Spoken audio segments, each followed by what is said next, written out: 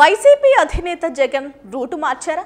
గతంలో వైఎస్ రాజశేఖర రెడ్డి అమలు చేసిన విధానాన్నే ఫాలో కాబోతున్నారా? వైసీపీ బలోపేతానికి ఇదే సరైన నిర్ణయమని జగన్ డిసైడ్ అయ్యారా? ఇందుకే గతంలో రాజశేఖర రెడ్డి ఏ ఫార్ములాను అమలు చేశారు? ఇప్పుడు ఆ ఫార్ములా జగన్ విషయంలోనూ పనిచేస్తుందా?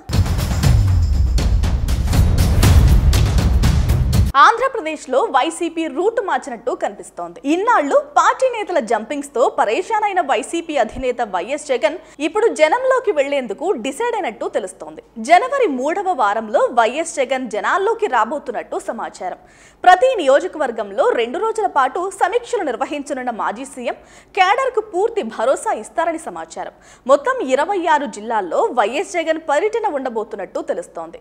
అయితే జగన్ జిల్లాల టూర్ పై సొంత పార్టీ లీడర్లు కేడర్ సంతోషం వ్యక్తం చేస్తున్నారట. ఇప్పటికైనా జగన్ ఇంట్లో నుంచి బయటకు వచ్చినందుకు తెగ సంబరపడిపోతుంది ఆ పార్టీ కేడర్. గతంలో 3000 కిలోమీటర్లకు పైగా పాదయాత్ర చేసిన ఆయన 2019 అసెంబ్లీ ఎన్నికల్లో భారీ విజయం అందుకున్నారు. అయితే మొన్న జరిగిన అసెంబ్లీ ఎన్నికల్లో వైసీపీ ఘోర పరాజయాన్ని చవిచూసింది. అయితే మారిన పరిస్థితుల దృష్ట్యా జగన్ కూడా మారినట్టు కనిపిస్తున్నారు. ఇక మీదట వైసీపీ బలోపేతం కోసం సామాన్య కార్యకర్తల నుంచి సలహాలు సూచనలు తీసుకోబోతున్నట్టు పార్టీ వర్గాల మాట. అంతేకాదు తాడేపల్లిలోనూ తనను కలిసేందుకు వచ్చిన వారిని నేరుగా కలవబోతున్నారట.